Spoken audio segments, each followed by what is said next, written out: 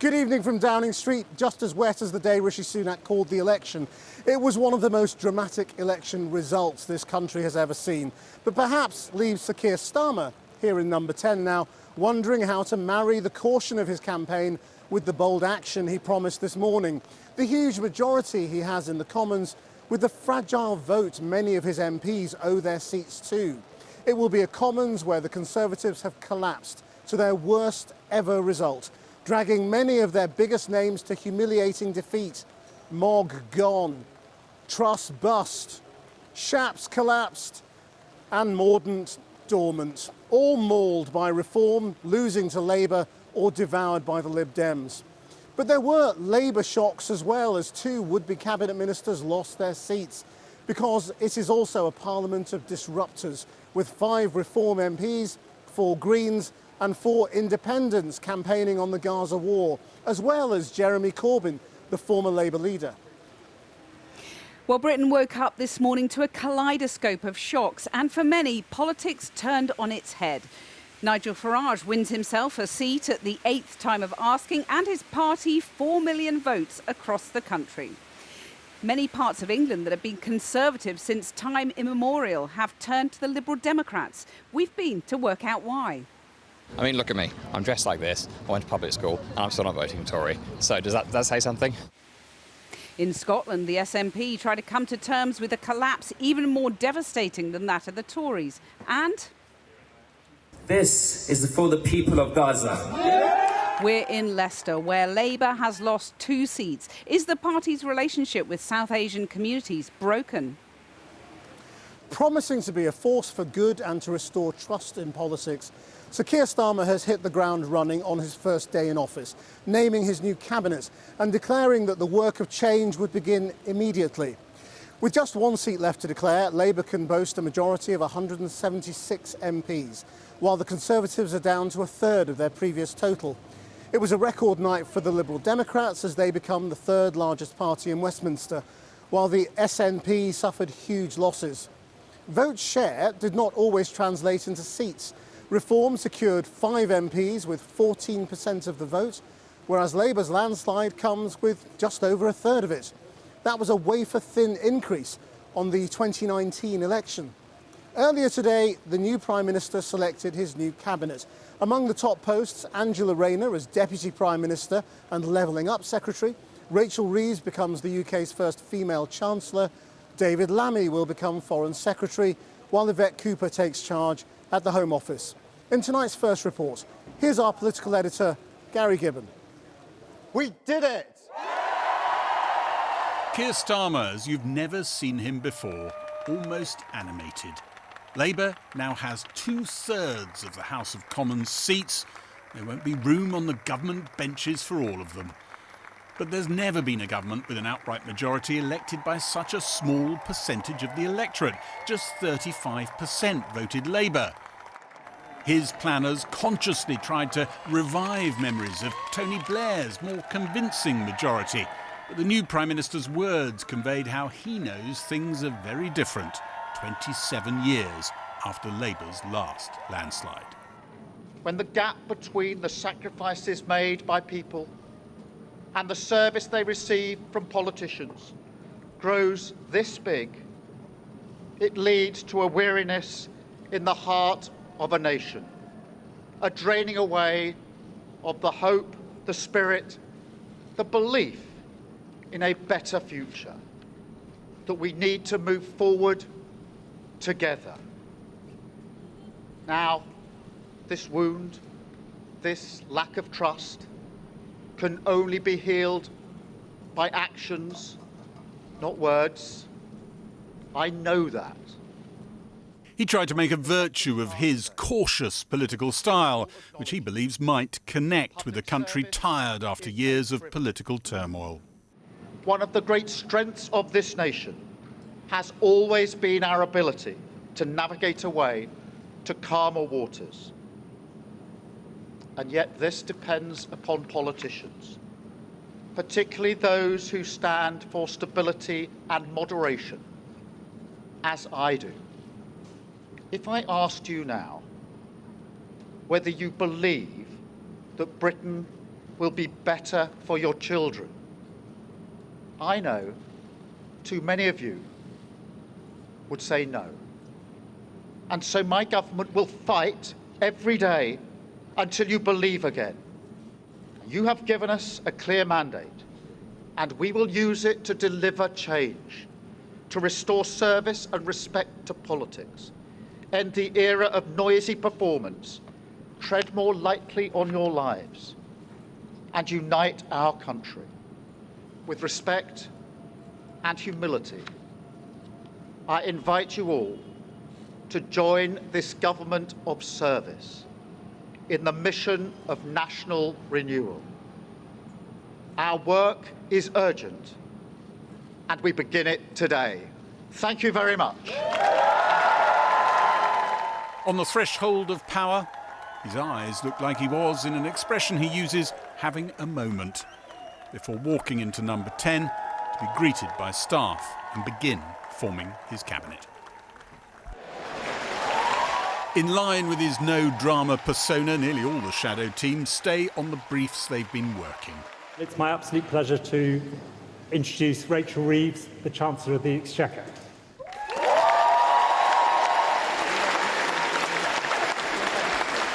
Rachel Reeves seemed taken aback by her welcome in the Treasury. It is also a huge privilege to be the first ever female Chancellor of the Exchequer. To every young woman... This government's fortunes may rest on her ability to conjure growth in a stagnant economy.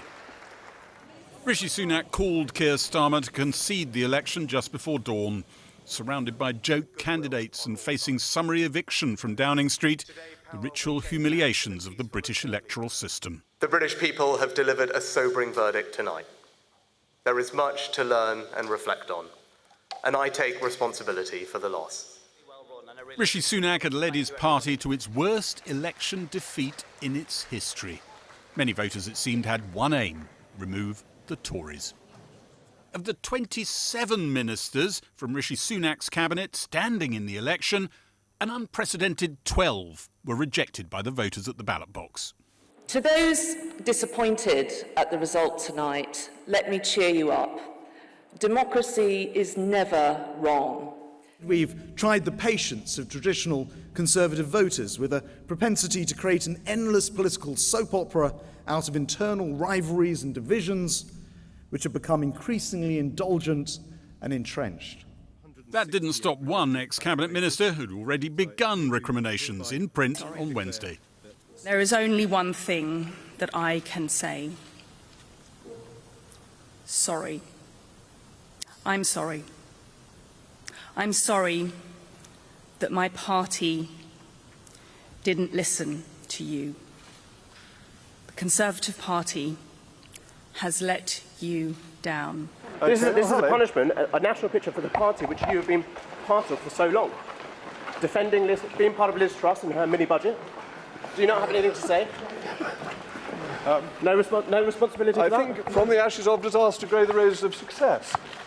Jacob Rees-Mogg was one of scores of Tory MPs supplanted by Labour. Some 60 others fell to the Lib Dems. Despite the histrionics, this was one of the easier topplings. Many others had been safe Tory citadels since the Victorian age. Stop cheering now! His relentless focus on target voters in target seats means the Lib Dems now have a sizable base, but one that may not like them challenging Labour from the left, as they've often done in the past. You have helped us get our best results for over 100 years. For Nigel Farage, the multiple attempts over many years to get into Parliament finally paid off.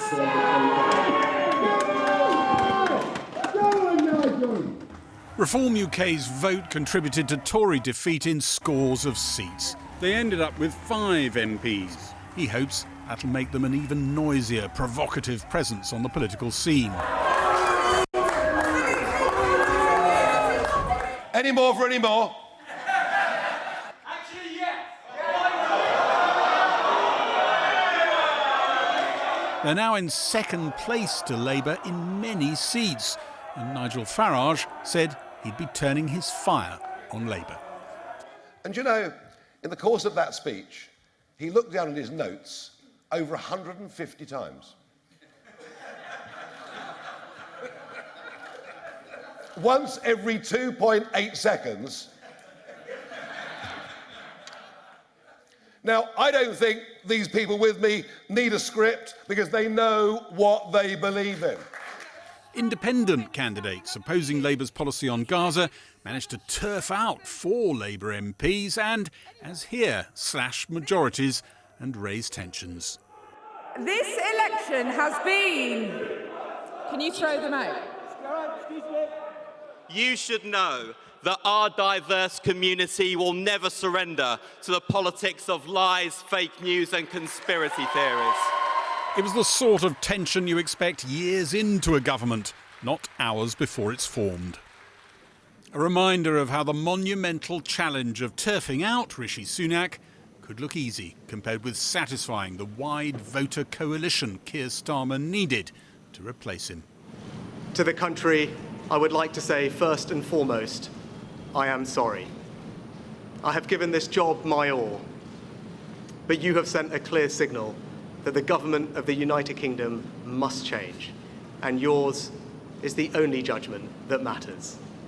I have heard your anger, your disappointment, and I take responsibility for this loss. Whilst he has been my political opponent, Sir Keir Starmer will shortly become our Prime Minister. In this job, his successes will be all our successes, and I wish him and his family well. Whatever our disagreements in this campaign, he is a decent, public-spirited man who I respect. He and his family deserve the very best of our understanding as they make the huge transition to their new lives behind this door, and as he grapples with this most demanding of jobs in an increasingly unstable world. Rishi Sunak spoke warmly of how his background hadn't seemed to bother most people when he moved into number 10. An hour later, Keir Starmer echoed that on the same spot, paying tribute to him as Britain's first Asian Prime Minister. Rare harmony after a highly charged election, ending in some of the most dramatic results of modern times. And Gary's with me, as well as our economics correspondent, Helia Ebrahimi. Gary, your instant verdict last night when the exit poll came out was loveless, landslide. Is that still how it's feeling? Very much so. The numbers just underline that. This was not an election where people swarmed towards Labour. Nothing of the sort. What it wasn't there, I mean, some people around in the Tory party are trying to say, well, if Labour only got in the mid-30s in its share of the vote, that's all their majority rests on. The fact is, this is a sort of anti-Conservative alliance. It's 75 against 25, the 25% that the Tories got. And it's almost as if voters were a sort of murderous mob hunting down Tories wherever they could find them and using any ballot paper, any implement, any weapon to hit the Tories with. And that is really a central part of the story of last night. Loveless, but my goodness, no love on the other side. Full of hate. Yes. Not a lot of love. Jolly close to that, yeah. Helia, what have they got to do? Well, listen, Krish, it's not going to be an easy 5 years. You've got taxes going up to a 70-year high, but no money in the kitty, no money for social care, no money for health, no money for prisons. And these are departments that are crying out for extra funding. On top of that, you've got incomes that are stalling, you've got anemic growth, you've got living standards in decline. Today, Rachel Reeves gave her maiden speech at Treasury, accepting that the scale of the challenge was immense, saying that she would bring stability in an age of insecurity. But is that going to be enough? You know, people at home will be interested in one test and one test only. Does this new Labour government make their lives any easier, yes or no? And how easy is it going to be to get their ideas through? Well, listen, as Gary was saying, there's the supermajority, but the share of the vote is very thin. And that applies seat by seat when you look at the winning margin as well. And why does that matter? Well, it makes Labour vulnerable on the big policies. Take, for example, their big housing mission. They need a very quiet revolution up and down the country when it comes to planning. Now imagine you're a Labour MP that's only been voted in by a whisker. You might suddenly become incredibly nervous to push through anything that's unpopular at a local level. And people will be watching on the left when it comes to decisions on welfare, sickness benefit, the two-child cap benefit. On the right, if there's any indication of further tax increases like capital gains tax.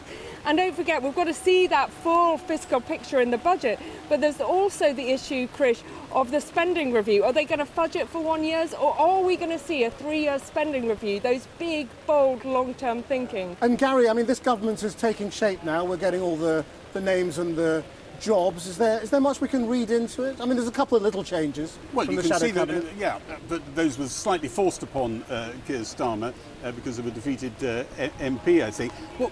What you hear, there have been these access talks, as they're called, contacts between Labour, even though they're in opposition, they're permitted with civil services when you're coming up to an election. And what you keep hearing around those talks is that the civil service officials who've been engaged with them aren't universally awed by Labour's preparations. Labour might have been able to benefit from a bit more time. They're also concerned that there doesn't seem to be a sort of brains trust always at the top of Labour policy areas, ready to come in and do the sorts of heavy lifting that normally happen. And they do talk about that sort of stuff quite a bit, but they also talk about the Chief of Staff, Sue Gray, the civil servant who we got to know so well over Partygate and hear about so much.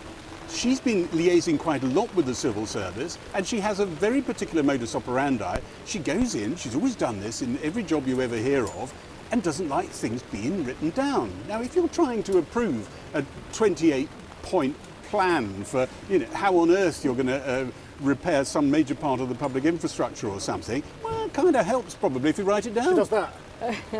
Thank you very much. Now, Buckingham Palace has released a video showing the moments that Keir Starmer met King Charles at the palace this afternoon. Sir Keir Starmer, Your Majesty. Your Majesty. You must be utterly exhausted and nearly on your knees, but not actually. Quite a grueling.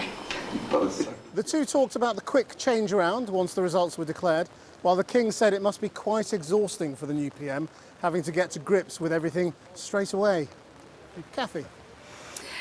Thanks, Krish. Well, perhaps nowhere reveals the depths of the Conservative defeat so much as Oxfordshire, where the Conservatives lost all 4 of their seats, including 2 that had been held by former Prime Ministers. Witney, David Cameron's old constituency, and Henley-on-Thames, where Boris Johnson was first elected and which has been Tory for nearly 120 years. Both went Liberal Democrat in the election. While in nearby Berkshire, another prime ministerial constituency in Maidenhead also went Lib Dem, a sign of Tory disaffection. From the Henley Regatta, our senior political correspondent Paul McNamara reports. It's a great moment when you can dust off your boater and tool off to Henley again. Welcome to a place that respects tradition. A place where you have to go back almost as far as this to find the last time they did not vote Conservative. There's a new MP around it, a Liberal MP. There is, yes, for the first time in over 100 years, I believe. And what do you make of that? I think probably the country needs a bit of a change, yes. That mood has rippled throughout the county.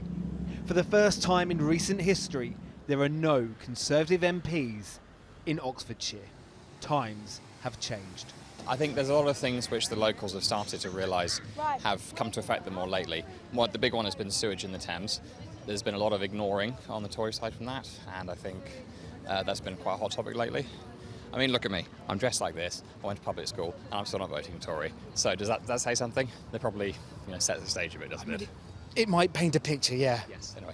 I've got to run, but thank you for talking. Thank you very much. Have you always been a Green voter, or was that this time around? I started Conservative because my grandfather was a Conservative, but it's all changed around here now? Yeah. There just seems to be a pervasive sense of disappointment about the Conservatives.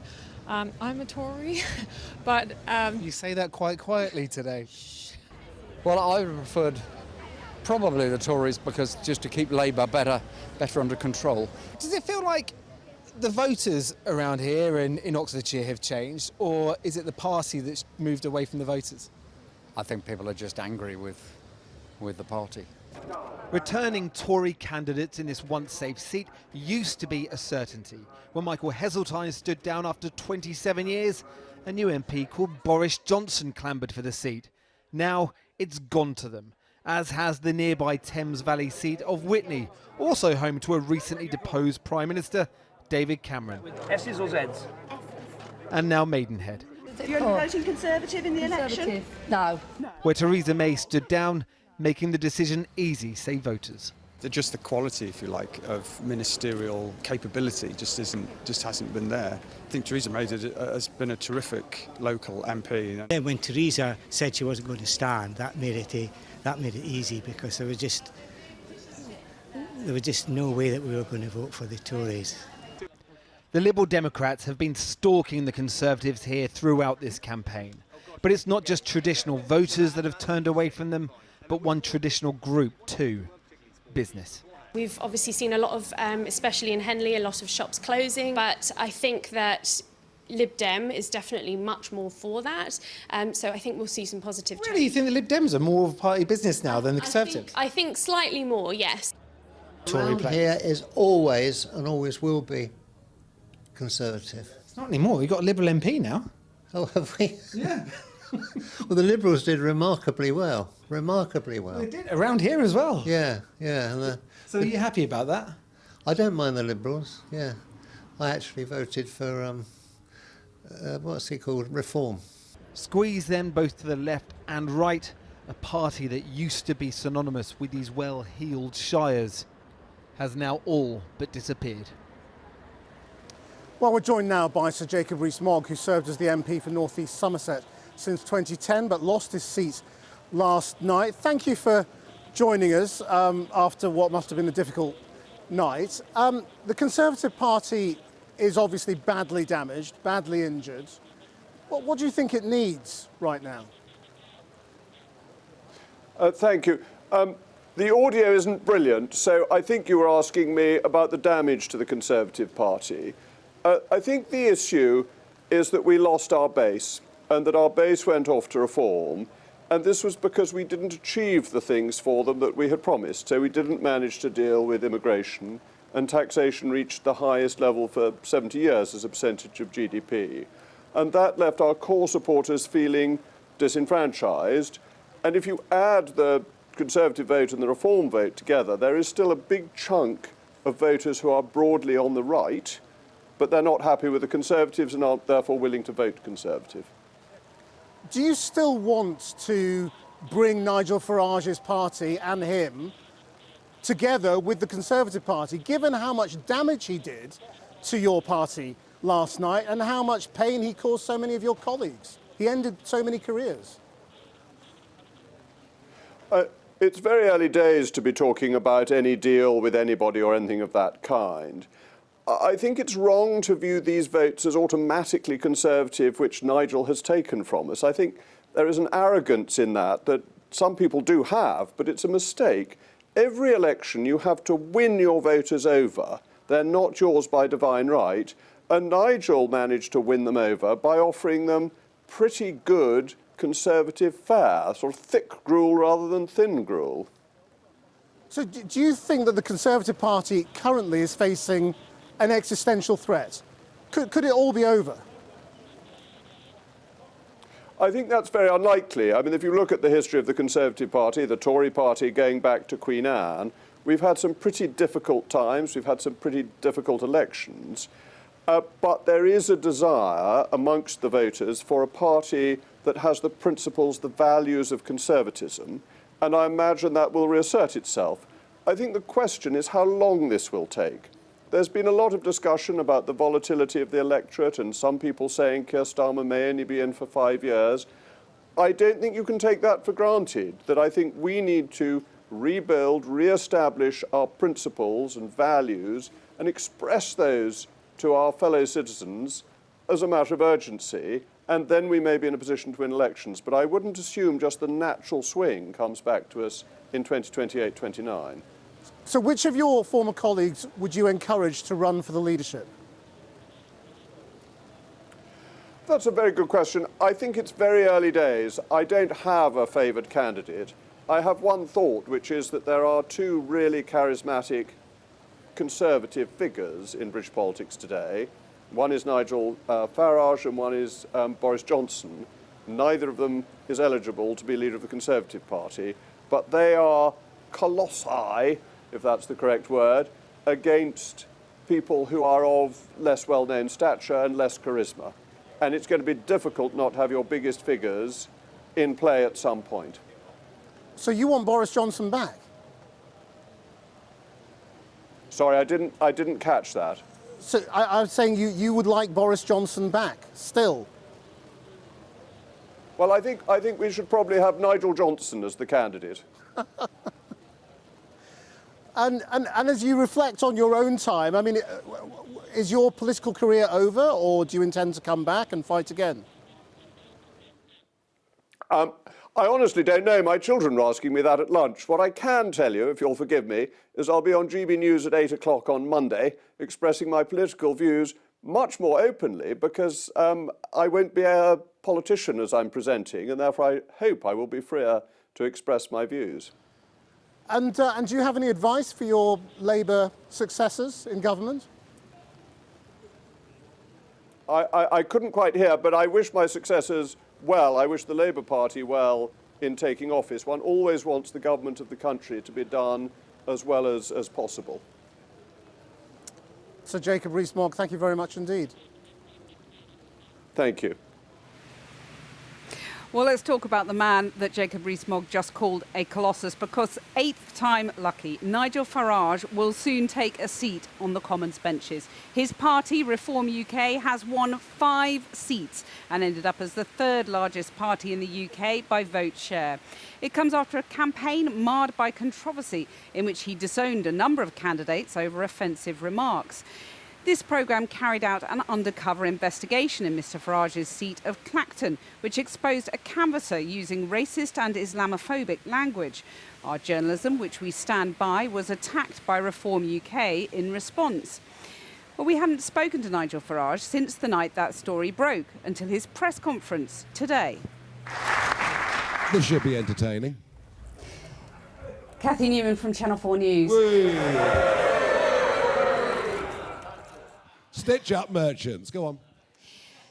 Mr Farage, do you still want to be Prime Minister in 2029, and do you think you're on the way? And if a Tory leader was to invite you back into the Conservative Party, would you go? Suella Braverman says she's up for it. Well, Suella Braverman won't be leader of the Conservative Party because she won't make the last 2, and of that I'm pretty certain. Frankly, let the Conservative Party tear themselves apart as they're going to in opposition, and actually, strangely, as they've been doing in government for the last 4 years. We don't want to intrude into their private grief. We want to get on with what we've got to do. And we have a huge job. We have a huge job. You know, I mean, literally, we don't even have a branch structure around the country. We've got so much to do, all of us, over the course of the next few months. We're going to focus on what we're doing. We're going to focus on going after the Labour vote. We're going to focus on vetting candidates for the English County Council elections that come up next year, so we know what we're about. And do you still want to be Prime Minister? Oh, look, I said that this was going to be the first step on a very, very big journey. That this was as Richard and I discussed at the very beginning, this was a 5-year plan. Well, now the Scottish National Party has been left reeling from its worst general election result since 2010. Leader John Swinney called for a period of soul-searching after Scotland's governing party won just 9 seats, while Labour reclaimed swathes of Scottish heartland. The SNP lost dozens of seats, mostly to Labour, while the Tories retained 5 of their 6 seats. Our Scotland correspondent Catherine Sampson reports now from Edinburgh. Arriving to a hero's welcome, Scottish Labour leader Anas Sarwar and his army of new MPs. 37 in total, parading into Glasgow, a city they'd painted red. Today, we stop the chaos, we turn the page, and we start the hard work of change. And the people you see round about me today, these new Scottish Labour MPs, and aren't there so many of them?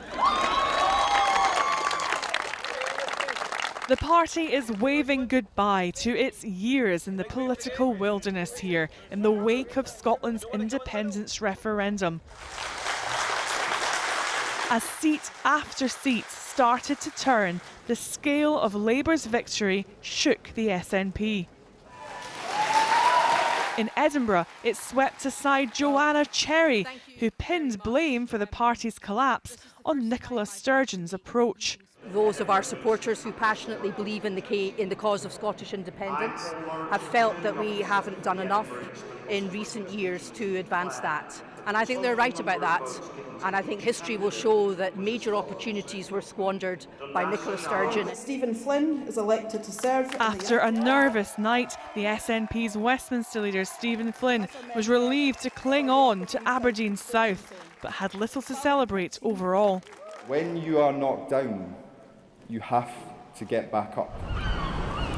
In the cold light of morning on Edinburgh's shores, the man brought in to steady the SNP ship looked like he was captaining a sinking one, falling so far short of winning the majority of seats he said would provide a mandate to intensify talks on independence. I have to accept that we failed to convince people of the urgency of independence in this election campaign. Have you spoken to Nicola Sturgeon this morning about this disastrous result for the party? And do you blame her and her strategy for where you find yourself today, where you've ended up with a result which, at least in the short term, surely does take independence off the table? I've not spoken to Nicola this morning. I take full responsibility, so that's me. That's what leadership's about. In relation to the question of independence, we've got to take stock after last night because people have given a greater priority to removing a Tory government than to arguing for independence. The Scottish Conservatives are looking for a new leader now. Douglas Ross caused a huge internal row by running in a seat where an ill colleague was barred from standing. He lost.